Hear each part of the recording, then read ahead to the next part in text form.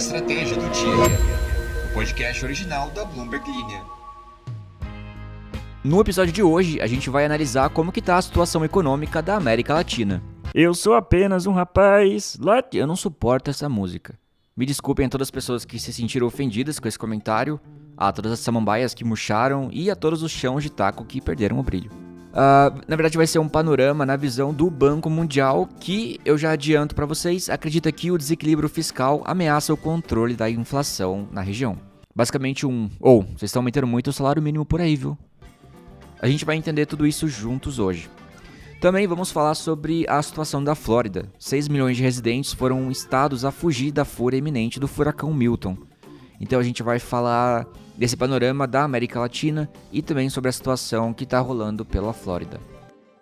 A mensagem para os moradores da Flórida no caminho projetado do furacão Milton tem sido bem clara por lá.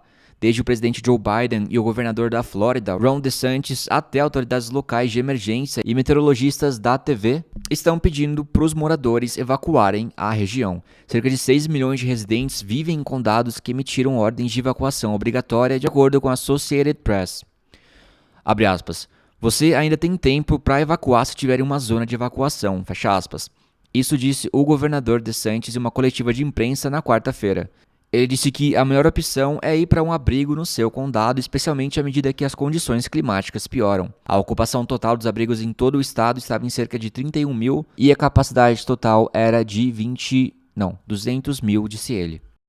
Para quem não tem contexto nenhum do que está acontecendo por lá, com Milton eu me refiro a um furacão que está dentro da categoria 4. E até quarta-feira ele estava com ventos máximos de 209 km por hora. O furacão deve atingir a costa central do Golfo do Estado durante a noite de quarta-feira e deve seguir um caminho rápido e destrutivo até o Oceano Atlântico. Para muitas pessoas que vivem em zonas de evacuação, a decisão de sair pode ser complicada. Algumas pessoas temem que não vão poder voltar às suas propriedades danificadas por um longo período, e outros ainda estão presos ao trabalho que deve continuar mesmo durante a tempestade. E também, claro, tem alguns que insistem que a preocupação é exagero. À medida que Milton atravessa a península da Flórida, é esperado que a tempestade empurre uma parede de água para a costa, com uma possível maré de tempestade de até 4,6 metros perto de Sarasota. Além disso, mais de 45 centímetros de chuva podem cair em áreas interiores, criando perigos potenciais em milhares de quilômetros quadrados, incluindo inundações, danos a casas, empresas, estradas e também pontes. Cortes prolongados de energia são prováveis, disseram os meteorologistas. Kevin Guthrie, diretor da Divisão de Gerenciamento de Emergências da Flórida, deu um aviso sombrio aos floridianos que decidiram desobedecer às ordens de evacuação, aconselhando eles a se esconderem sob colchões se ouvirem galhos de árvores se partindo ou fios de energia instalando. Abre aspas. Se você de repente se encontrar em uma calmaria absoluta, você está no olho do furacão, fecha aspas. E ele continua dizendo, não saia, não olhe ao redor, você pode estar a minutos de uma situação que pode ser fatal. Os desequilíbrios fiscais podem ameaçar o sucesso da América Latina em domar a inflação à medida que os governos da região impulsionam o crescimento por meio de mais gastos públicos, isso de acordo com o Banco Mundial.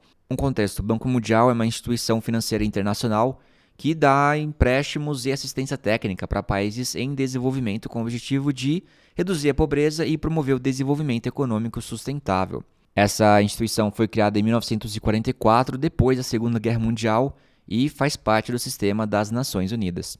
Segundo William Maloney, que é o economista-chefe do Banco para a América Latina e o Caribe, durante uma entrevista à Bloomberg News, a América Latina está tendo dificuldades para defender a disciplina macroeconômica à medida que os governos deixam de cumprir ou afrouxam suas regras fiscais. Segundo ele, tem muita pressão sobre os governos para estimular a economia por qualquer meio. No relatório mais recente, o banco estima que a América Latina vai crescer 1,9% este ano e 2,6% no próximo. Olha, isso supera um pouco as previsões anteriores, mas ainda assim está entre as taxas regionais mais baixas do mundo. Segundo o economista, isso é absolutamente uma história de advertência. O cenário é que o desemprego está em níveis historicamente baixos, mas os salários estão estagnados, eles estão em níveis anteriores à pandemia. E as famílias pela região dependem muito das transferências do governo para compor sua renda mensal. Na frente política, o economista-chefe Maloney também vê resistência a reformas fiscais ou tributárias que poderiam gerar mais receita. E embora as altas taxas de juros tenham conseguido banir a inflação, elas também pressionaram os banqueiros centrais que foram publicamente responsabilizados pelo crescimento lento. Ele diz assim: a região teve um bom desempenho no controle da inflação, mas temos que defender esses ganhos e isso significa manter a política fiscal sob controle. E o banco espera que os principais bancos centrais atinjam suas metas de inflação neste ano ou no próximo, já que muitos continuam a flexibilizar a política monetária. A Colômbia e o Peru reduziram a taxa de juros para os níveis mais baixos em 2 anos no mês passado, e o Chile e os meus compatriotas devem fazer outra redução de 1/4 de ponto na próxima semana. Ainda assim, as principais economias, como por exemplo o México, estão flexibilizando a política apenas de forma muito gradual, e o Brasil acaba de dar início a um ciclo de aumento, já que os mercados de trabalho apertado reacendem os temores de inflação. O Maloney diz assim: implicitamente, o Brasil está dizendo que baixou as taxas de juros rápido demais. O Banco Mundial estima que as taxas de juros reais provavelmente vão permanecer acima dos níveis pré-pandemia em toda a região. Abre aspas. As autoridades monetárias precisam proceder com cautela, pois queremos que as taxas de juros caiam o mais rápido possível, mas não queremos comprometer os ganhos contra a inflação no processo. Fecha aspas. Basicamente, o que acontece é que os presidentes de toda a região, incluindo o Brasil, contam ainda com o aumento dos gastos públicos para melhorar os padrões de vida. Isso mesmo com a diminuição das transferências de dinheiro implementados durante a pandemia. O México, a Bolívia, Costa Rica, Equador e República Dominicana aumentaram significativamente os salários mínimos com impacto positivo nos principais indicadores sociais. Mas o banco alerta que os mercados de trabalho não são infinitamente resistentes e novos aumentos podem impedir a criação de empregos e também aumentar a informalidade e as taxas de desemprego. Então vamos parar um pouquinho. Segundo o Banco Mundial, basicamente não é topa tudo por dinheiro. Você aumentar o salário mínimo nesses países vai trazer consequências também bem altas. Como a dívida de 62,8% do produto interno bruto, a região precisa de mais espaço fiscal por meio de ganhos de eficiência, reduções de gastos e aumento da receita tributária. E o progresso na redução dos passivos tem sido limitado, alerta o Banco Mundial. E o economista-chefe, o Banco Mundial, continua trazendo declarações um pouco polêmicas. Ele diz que é improvável que propostas como a taxação dos super ricos, que o Brasil tem defendido durante as reuniões do G20, resolvam os desafios fiscais da região. E a instituição sugere, em vez disso, que um imposto sobre a riqueza adequadamente administrado sobre a propriedade poderia gerar uma receita de até 3% do PIB. Já em países como a Argentina, o Chile, Colômbia e Peru, o investimento continua fraco. O crescimento foi em grande parte impulsionado pelo consumo, e o progresso na redução da pobreza e da desigualdade permanece lento no que Maloney chama de compressão da classe média, com aumento dos custos da educação privada e do sistema de pensão. Concluindo, Maloney diz que nenhum de nossos países está crescendo especialmente bem daqui para frente. E ele continua afirmando que precisamos nos mover a taxas mais próximas de 5%. Isso significa que temos que levar realmente a sério os tipos de medidas estruturais necessárias para obter esse crescimento. Bora ler alguns comentários. Para isso, eu escolhi a música que o Diogo Tranchoso de Azevedo estava ouvindo no dia anterior. Ele disse que está tocando... Olha, é uma música em alemão, então eu não vou saber o nome nem o que significa. Mas ele escreveu aqui 3 Tage an Meer, do Annen My Kantereit.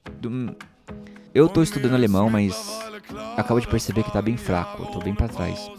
No episódio passado, eu perguntei para vocês o que vocês acham dessa ideia de mandar o pessoal do escritório, esse pessoal do corporativo, para as lojas, em caso de varejistas. Faísca diz, a ideia é interessante mesmo, trazer uma aproximação da realidade dos lojistas, indo um pouco mais longe pode até levar insights para lucrar, mas acho justo levar os lojistas para ficar um dia no ar-condicionado também. Justíssimo, justíssimo. Vandressa diz, faz muito sentido nesses casos de gerência corporativa, pois o mundinho escritório geralmente é teorias, sonhos e fantasias.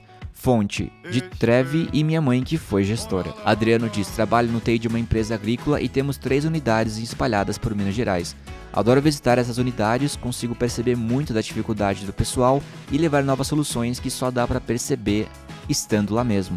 E por aqui eu estava escutando Dirt Deeds Done Dirt Cheap do AC/DC.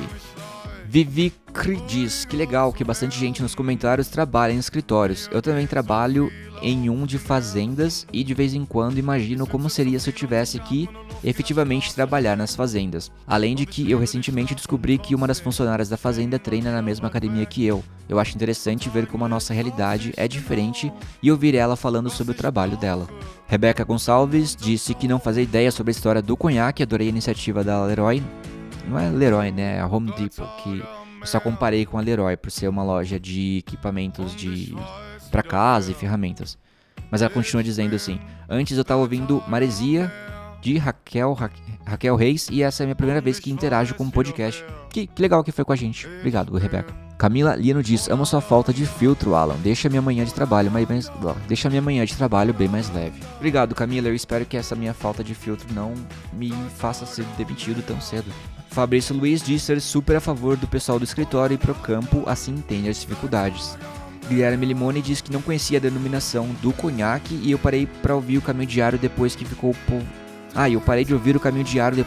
povoado por ruídos brancos e músicas de bebê. Mas na lista estaria Iron Maiden, Number of the Beast. Raibe Lima diz: eu acho justo o escritório ir pra loja uma vez ou outra, mudar um pouco o ambiente e entender outro setor da empresa. E sobre a música anterior foi O Que Será, de Chico Buarque e Milton Nascimento. Baita música. Pedro diz que todo mundo deveria trabalhar com atendimento ao público alguma vez na vida. É horrível. Pedro, é bem desafiador, né? Eu já trabalhei em telemarketing, pra vocês saberem. Eu trabalhei na Atento já, quando eu tinha meus 17, 18 anos. Trabalhei atendendo suporte técnico de uma operadora de internet. E o que ligavam me xingando já logo de cara, porque a internet tinha caído. É brincadeira, viu? Bom, e vocês comentaram aqui as músicas que vocês estavam escutando antes do Caminho Diário. Vitor Feriotti disse que no Caminho Diário estava ouvindo o som do Matuê. Essa é uma das músicas novas dele? Eu acho que eu não vi o último álbum ainda. Aaron Jr. diz: aqui tocou All the Stars do Kendrick e da... Eu não sei como fala o nome dela. É SZA ou SZA? SZA. Ele diz que há anos é uma das minhas músicas favoritas. É legal essa música mesmo. Ninja Cadeirante diz que a música que tocou antes foi With You, do Oliver Tree. Eu amo Oliver Tree, eu acho ele genial. E eu comecei a estudar palhaçaria, eu fiz curso de palhaço, pra vocês saberem, por conta dele. Eu gosto bastante. Virginia Souza diz: a música é Skate, do Matheus, do Freud. A música é do Freud. Meu irmão é muito fã do Freud, Virginia. Curiosidades pra você aí. Maria Eduarda tava ouvindo A Banda, do Chico Buarque. Kleber Gonçalves estava escutando Zé Ramalho, Batendo na Porta do Céu. E ele comenta dizendo: parabéns, você tem feito cada dia melhores apresentações. Obrigado, Kleber. Ana Karina estava ouvindo Mistério do Planeta, dos Novos Baianos. Flávio Miguel diz que escuta a estratégia do dia no trabalho e hoje estava tocando Yoko, do Terno Rei. O disco todo é muito bom, por sinal. Concordo com você, Terno Rei é uma banda bem legal, já fui no show deles umas 2 vezes.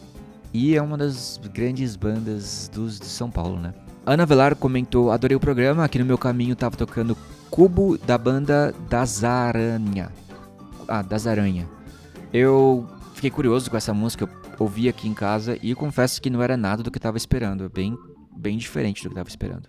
Bom, me desculpa se eu não consegui ler o comentário de você hoje, mas comenta de novo, deixa aqui nos comentários o que tava tocando antes ou depois do podcast começar. Eu adoro ver isso, eu adoro recomendar músicas novas, ver recomendações, acho que está sendo bem divertido, na verdade. Bom, vou ficando por aqui, muito obrigado pela audiência de vocês, até o próximo episódio e um grande beijo. Não, um big beijo. Eu errei, meu Deus. Um big beijo para todo mundo aí.